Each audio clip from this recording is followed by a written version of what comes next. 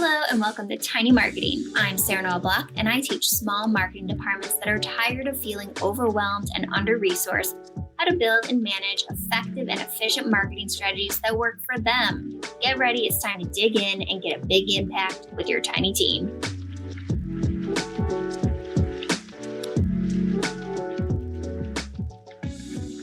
Hello, this is Sarah Noah Block, your host, and we are on Tiny Marketing.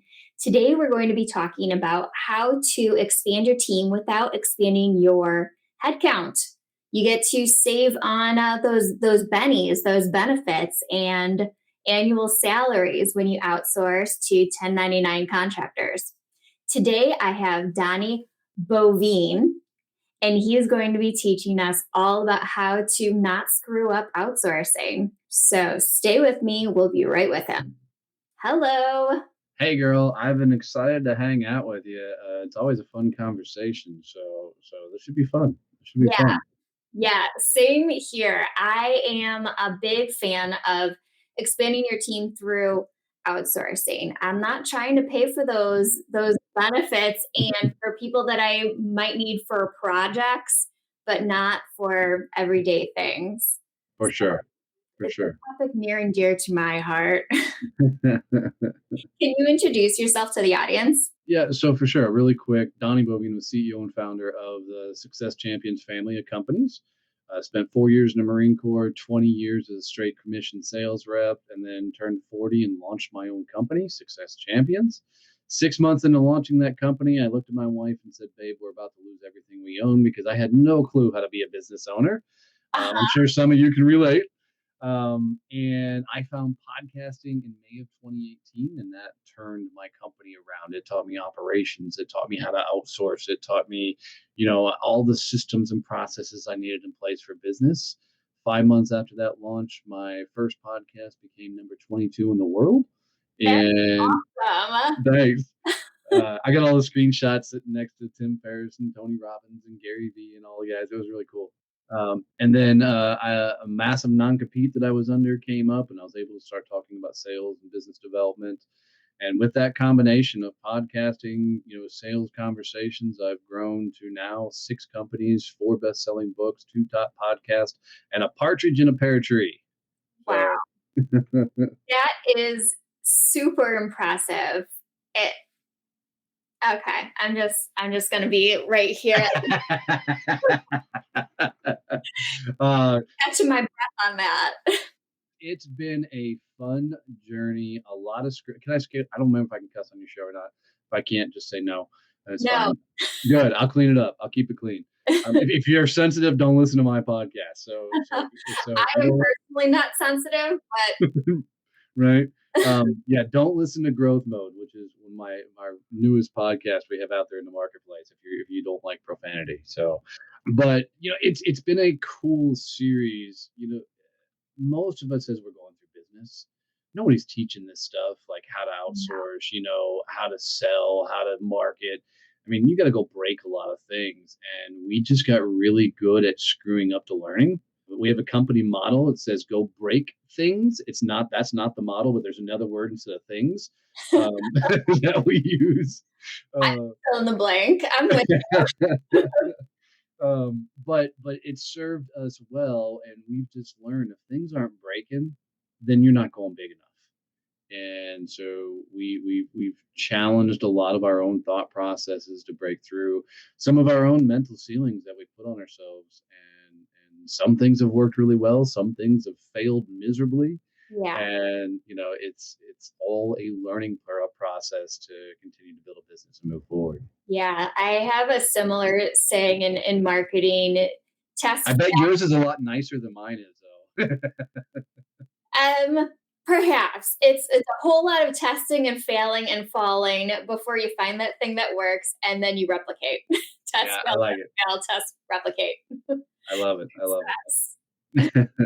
So before I forget, now that you told me all about your podcasting success, I really want to have you on the show again talking about that. Sure.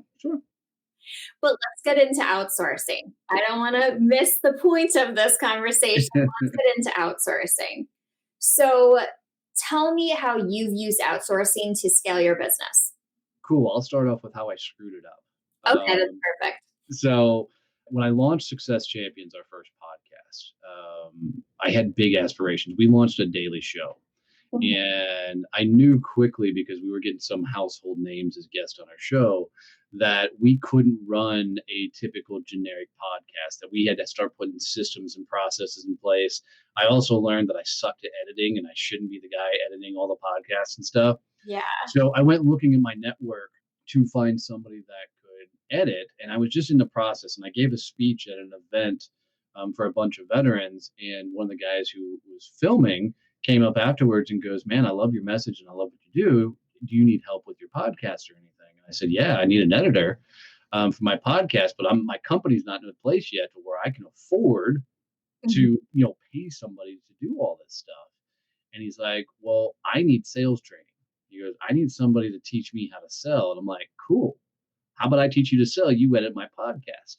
And he's like, "Perfect. Let's do it." And that was my first attempt at an outsource, right? Nice. So being unknowledgeable of how to properly outsource, I pretty much said, "Here you go, Joe. Podcast is yours." Yeah. And I remember he came back with the first edits of my podcast, and I went to listen to it, and I'm like, "Joe, what is this? This is crap, dude. This doesn't even sound like my show." And he thought he had created the greatest thing since like the Taj Mahal. And he looked at me and goes, "Oh my God, what's wrong with it?" And so I started walking him through. And for a little bit I was mad. Like, how could somebody put this out there? And then while talking to him, I had this thing went off in the back of my head, and I went, "Joe, I'm so sorry." He goes, "For what?" I said, "Man, I completely set you up for failure." He goes, "Thank you for saying it." He goes, "I had no idea what you wanted. You just handed me the podcast and said go." And Yeah. I did. And then I was mad because he couldn't read my own damn mind, you This is know. such a good point. And so what I had to do is we jumped on a Zoom, and I showed him everything I wanted to do and recorded these videos, step by step. Yeah. So, and then the next thing he came back edited was pristine. I mean, he was such a better editor. The flow was right. Everything was good. So it was a great lesson learned for me. Two biggest lessons learned out the gate was, one, if you don't tell them what you want, you can't be pissed on what you get, you know. And the second, if you don't have some sort of SOPs, standard operating procedures for them to follow, then it's going to fail miserably, you know. So it was a great way to screw up quickly in outsourcing to be able to find success, because we're at, wow, like we have like 37 people we outsource different projects to at the moment. Yeah, you need to have these systems set up and to be able to train people easily and at scale when you're outsourcing. So, like in the marketing world, having brand guidelines that you can share out, content strategies that make it clear what your voice needs to sound like and how you should be writing examples of what you like, creative briefs for the actual project. For And sure. I always like to create Loom videos that walk people through exactly what they need to do to succeed at that project. Yeah. I mean, we've have entire playbooks now for our different companies, so there's no position in any of our companies that if somebody were hit by a bus, somebody wouldn't be able to step right into that role, and pick up and go through. Huh? It's so important, and that's Oh, something that's skipped all the time because it takes time. it It takes does. time off the bat, and you're outsourcing because you don't have that time, but it saves you so much time in the end. I just had one of my employees reach out to me, and then we'd hired a VA to help him on a particular project. And I'm Mhm. like, "How's it working out with the VA?" And he's like, "Well, I haven't used her yet." I'm like, "Wait, why not?" I'm like, "We." She said, "There." He goes, "Because it's quicker for me to just get the project done versus creating all the SOPs." And I said, "You got two choices." I Mhm. said, "You either decide we're not a fit as a company to work for, or you get the SOPs done, because you can't just be the only person that does that job. That's not a scalable thing." Yeah. And so it's a mental mind shift. So, in addition to that, for me, that first outsource really taught me how to free up my time, because one of the reasons my business was failing so miserably early on was I was doing everything. Mhm. And if you're doing everything in your business, I'm sorry, you don't have a business, you have a job. Yeah, there's no ability to scale. None, none. And so in a afternoon, I was just mad. Business wasn't growing like I wanted to. I couldn't figure out what I was doing wrong. I pulled out a piece of paper and I started scribbling fast every task I was doing in the business. I mean, writing down everything and down to taking the trash out. Right, Mhm. every little thing I could think of. I drew a line straight next to this, and I still this day I don't know why I did this, but it worked really well. I wrote a phrase above the column to the right, and I said, "Would Steve Jobs do this task?" And then I went down and I realized how many stupid things I was actually doing in a business I had no business doing. That's Like, such a I'm brilliant. not an operational guy. I should never be doing operations. Well, it sounds like you're somewhat operational because you know how to decide what you should be doing and what should be outsourced. Well, it was really easy. It's the things I didn't like doing. So That does make it easy, like, I'm like, there's some things that I really enjoy, and there's some things that I'll never get off the plate. But as a business owner, you got to be the face of the company, right? mhm, You got to be the person because nobody's going to be as passionate about your business as you are, and that and time being the for face. sure, for sure.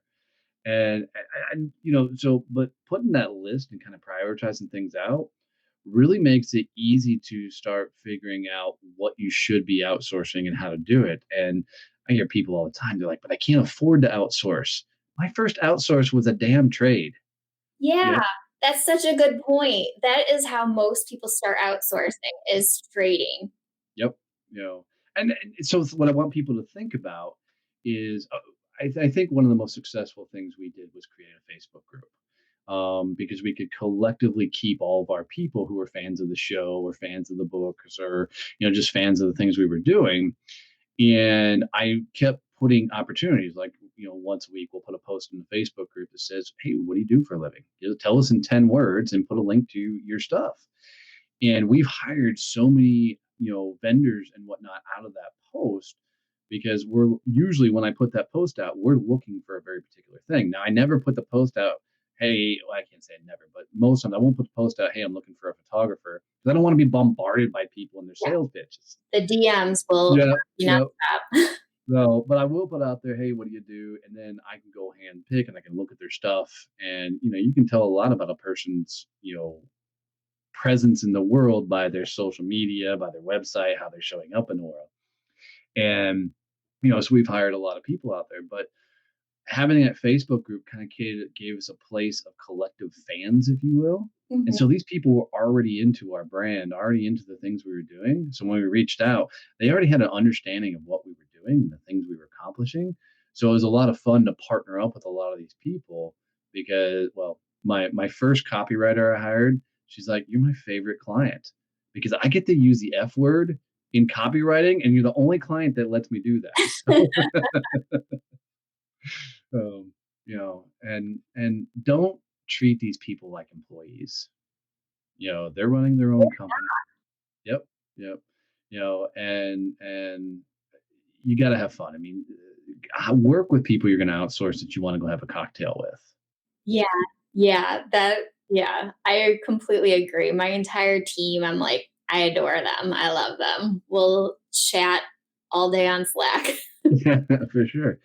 My greatest success story with outsourcing is Kevin Snow. And he's my chief operations officer now. But when early in the business, I think I was within the first 6 months of the company when I had no idea what the heck I was doing. I was screwing around with MailChimp. Right. Mhm. If you want to know something that this guy here, Donnie, should never be doing, is any sort of sales automation software, I shouldn't touch it ever at all.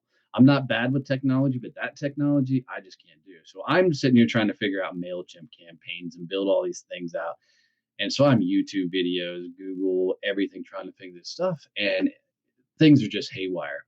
So I put a post in the group. I'm like, does anybody know freaking MailChimp? Because this is this stupid software and I can't make anything work. Yeah. And Kevin on that post, I had a lot of people instantly try and pitch me, right? They jump into my DMs, like, "Ooh, pain point, let's sell this guy." Right. And Kevin was so smart. He jumped on that message and he walked me through like 20 things to check.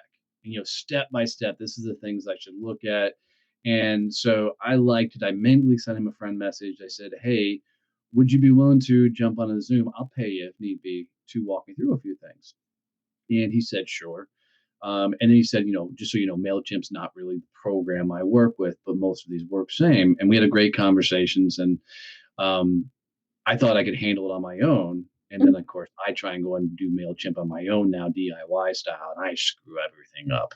And then some of you people are listening are probably like MailChimp wizards and just laughing at me, but it was just beyond my scope. So about 6 months after that, as I was finally frustrated that I couldn't get the email stuff where I wanted, I reached back out to Kevin and I said, "Hey, dude, what would it look like for me to bring you in as a outsource all my emails and everything to you?" And we ended up working on a deal originally that I wouldn't pay him up front. I would pay him off of results.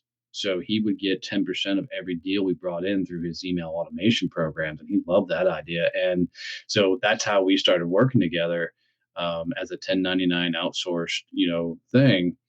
And then as we became friends and continued to grow, this dude took on so many tasks and so many awesome things that he's grown all the way up to my chief operations officer of all 6 companies. Wow. And That story. yeah, it's just totally cool because people are trying to be everything to everybody. He was specializing in nothing but email automations.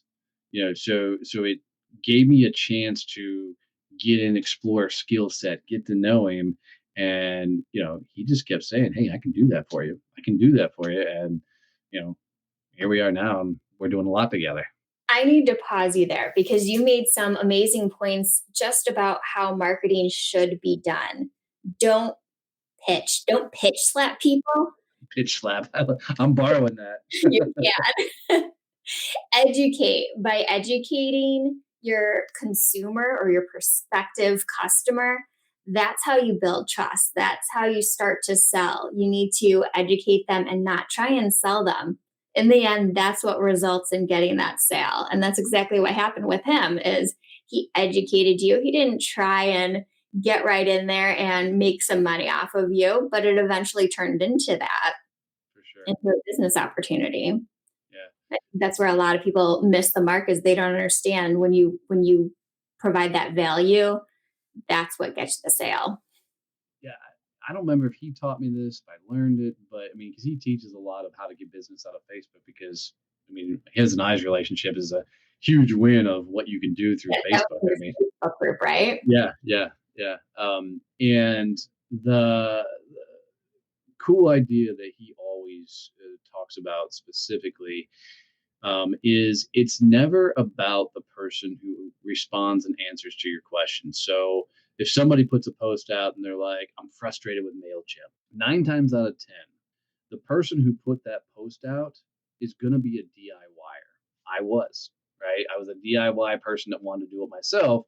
And I was looking for free advice Mhm. for somebody to teach me, right? So the person who puts out that comment or that content, nobody gives a damn about them really.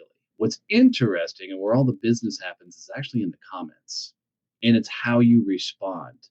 Because even now in social media, from a sales standpoint, when I put out content, it's never really about the people that respond or ask questions or anything else. It's all about how you respond because it's all the lurkers that end up hiring you. It's You all the people. right. It is the lurkers. Yep. Wonder why that is. Um, You're and right. it's because the other people have so much time on their hands, right? The Yeah, people that are engaging, commenting, you know, they have time on their hands, and so with the lurkers, they're looking for how you respond. So mhm. I always try and respond in longer form to questions and things like Kevin did originally with me, Yeah, because it provides value and people get to see that you're actually an expert in something and you really know what you're talking about. Um, yeah, that's such a good point. you know, When people reach out to me to work with me, it's always lurkers. They said Always. they saw me on LinkedIn or they found my show, and then I look and they never commented. They didn't even subscribe, but they watched all of the episodes. Yep. And it's so funny how that works. So Well, and people quit because they're not getting the engagement that they want, but there's people that the dark viewers. the dark viewers, I like it. I like it. So pitch slap and dark viewers. I like it. I like it. And I think there's a big thing to vanity metrics. As we do anything, we put on any content, we're hoping people like it. We're hoping people comment on it. Like, if a comment to me is like a virtual hug, I'm like, oh my God, somebody loved my stuff. you know, and so it's hard not to get wrapped up in those vanity metrics. And so when people aren't getting the likes and comments, they think their things aren't working, and it's just a game of patience because eventually the reach outs. And I always tell everybody, you're doing content right, and I can push it back to outsourcing. But when you're doing content right, when you start pissing people off, because I put out a post not too long ago that said, "Stop closing the sale. Nobody wants to be closed." And I said, if you're trying to close a deal, you're an idiot. That stuff just doesn't work in this day and age. And you should have seen the used car salespeople come out of the woodworks. You're an idiot. You shouldn't be talking about sales. I'm taking screenshots and posting them in my Facebook group. I'm like, yes, this post won, because I'm pissing all these people off. And so there's something to be said about picking the right fights. Oh, yeah, that's so funny. My husband asked me the other day if I ever get any trolls. I'm like, nobody cares about me that much to be. Give it time. Give it time. You keep putting out enough content, they will come. And I'm empathetic to them because all they got in life is enough time to come, say crap on my post. Sorry about your life, you know. But in the same token, that's also the highlight of their day, So I'm good with that. But back on the outsourcing, we've had to constantly put steps and procedures in place. We've had to make sure we fully understood what we were doing so we could properly outsource. Mhm. So one cool trick that you guys can do as you're listening to this is, like, I'll speak it from a sales perspective. That's the easiest one for me to do. When we build a procedure, I build it for somebody else. So even if you work for yourself, so everybody should have some sort of sales process in their company, right? This is how you find somebody new. This is how you talk to them. This is how you onboard them. This is how you work all the way up to referral. I don't believe a deal is completely done until that client has got what you said they're going to get and they're willing to give you referrals, right? Then the deal is done. Okay. Yeah. So in knowing that, I know how to do that, but could I explain it to a salesperson? Likely.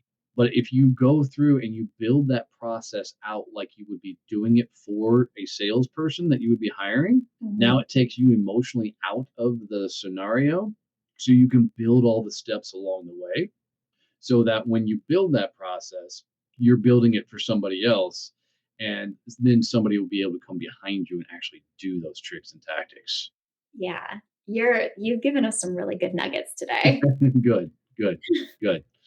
So, for me, Sarah, nobody was teaching me this stuff, right? And I tell everybody, I probably wouldn't have listened had they tried. I'm just, my ego gets in the way of learning a lot of times, So I just made a promise to myself that as I continue to grow and scale, that I've got to come back and teach as many people the things that I've done to try and make that the whole process just simpler and easier. Because most of us, like me, we spent years being employees, working for other people. Somebody always said, "This is what you got to do," and you know, and Don't definitely having your own business is like just thrown to the wolves and you're figuring it out as you for go. sure, for sure. And, I mean, there's guys like Gary Vee, love him or hate him, I don't care. But he was telling everybody, be an entrepreneur, be an entrepreneur. And so, made it sound very, very easy. I can use him as an excuse as one of the reasons I jumped in and launched a business. And nobody tells you how hard it's actually going to be, right? Nobody tells you that you're going to wake up every morning, get punched in the face, and have to smile, and then wake up the next morning going, "Ooh, let's do this all over again." you know, Yeah. it's not an easy thing, and everybody's trying to get to some sort of level of freedom, when it comes to business, and everybody's got a message, they got a skill set, they've got something, and they just want enough people to see that they're really just good at what they do, but they don't know how to go about reaching out to people to have new conversations. They you know Most people, especially from a marketing perspective, somebody else went and found the business and then you did marketing. Mhm. And so trying to get people to wrap their head around early on in your business, you've got to be a salesperson first and then a business owner second. Yeah. I did not like the idea of sales at all when I started my business. And it wasn't even, I mean, I don't feel like I'm a salesperson. I feel like I have consultative As conversations it should and then be, as it should be. they choose to work with me or they don't. But it wasn't until recently that I realized that that is selling. It's just 100%. different frame. Yep. And that's it. I mean, just to help your listeners out, I mean, sales is nothing more than a conversation. It's a Mhm. conversation that happens to have an outcome. And as long as you don't care about that outcome, sales is really, really easy. Yeah, that is a good point. You can't care, or else you're going to end up taking like too little of money or projects that aren't a good fit for you because you're just too desperate. For sure. Um, Probably one of the biggest philosophies that people love that I throw out there is quit trying to qualify everybody to come work with you, quit trying to convince them to come work with you, and start disqualifying them. And what I mean by that is we've all had clients that we shouldn't have brought on because they were jerk holes, they were just horrible, didn't pay or whatever. We've all had them, right? I tell people to make a list of characteristics of that horrible client. And then as they sit across from somebody, they need to ask questions to uncover if this person's going to fit any of those characteristics.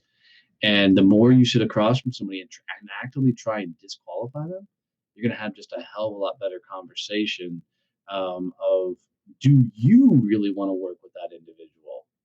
And it just changes the whole dynamic of sales. It's like telling somebody, when you go on an interview, don't just sit there and ask questions. You need to be interviewing that company, make sure you want to work there. It's the same Yeah. thought process in sales. Yeah. And that's another thing that I just like recently started doing is I don't need to work with everybody. Right? I work with the people that I want. There's lessons learned over time. For sure. And it just makes life so much. It's the same thing. I want to work with clients that I want to go have a beer with, that I want to go have a Yeah. rum with. I don't want to work with people that when they're pop up on my phone, I'm like, crap, man, I don't want to talk to that person. Yeah, you're not starting a business to work with people you don't enjoy being with. You started your business to have the life that you want. Exactly right. Exactly right.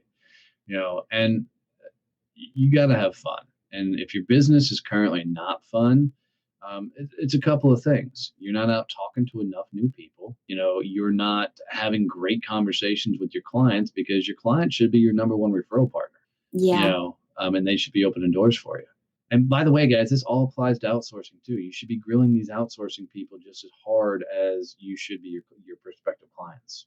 Yeah, that's true. I always start with a test project too, Mm, something very short term and that doesn't have a big impact on my business and doesn't affect my clients at all, just to see how we vibe before I actually commit to anybody. for sure. Now, I've got one outsource that I've done that I love. I don't know what she does. I'll be fully transparent on that, but I've loved working with her. So Pinterest is a platform I don't care about whatsoever. I don't need to eat my dinner out of a mason jar, right? So You're missing out.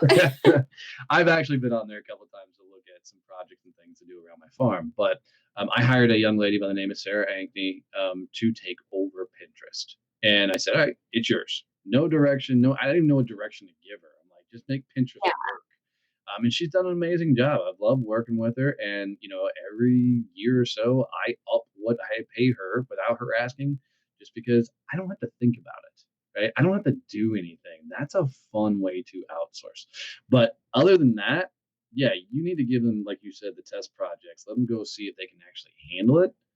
And I always like to try and stump them, well, not stump them, but give them some sort of task that requires them to go further than they probably were expecting. That's a good idea. I usually give them something that's for my own business so it doesn't affect Right. anybody else. And if I hated it, then I don't continue working with them. You know, and you want to see, can they take direction? Can they Mhm. actually interpret what you said? Can they follow directions?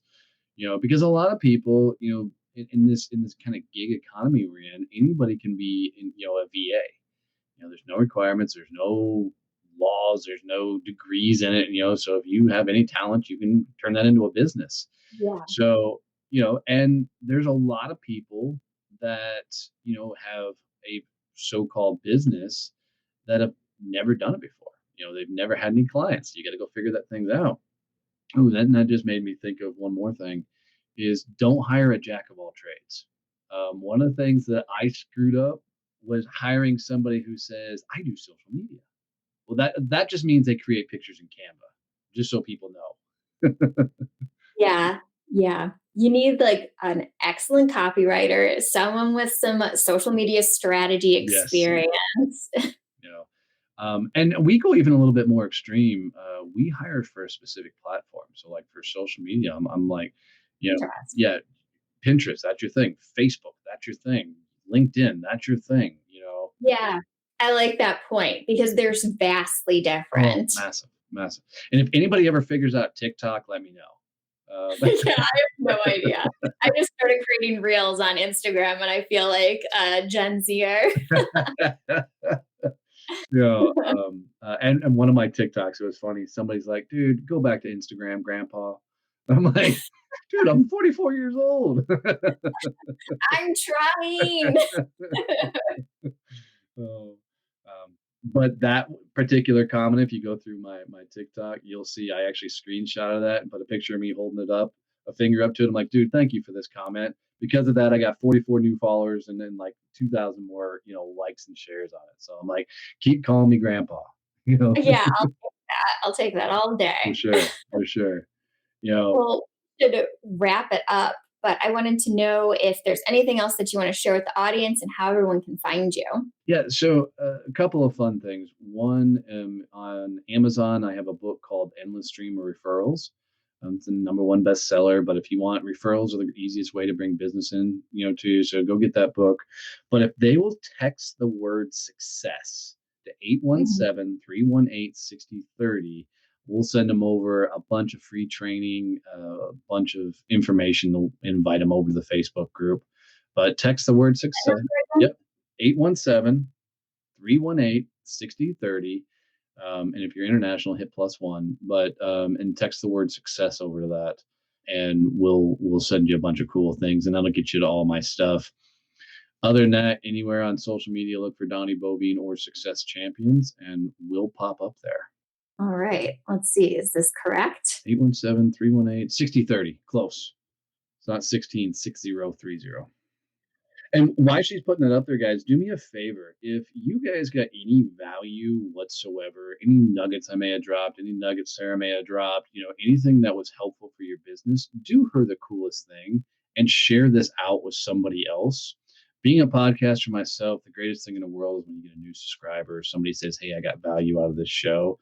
So Every single one. I'm like, yeah, you put out content, so hoping that somebody will engage with it. So do us a favor, make sure send her a DM and let her know what you got out of this. Share this with a friend that should be listening, engaging with the show. It's literally like giving her a virtual hug every time. So reach out. It'll mean everything to her. it's true. I will. Thank you. Well, thank you so much for joining me today. Absolutely, it's an absolute blast. All right. Bye, guys.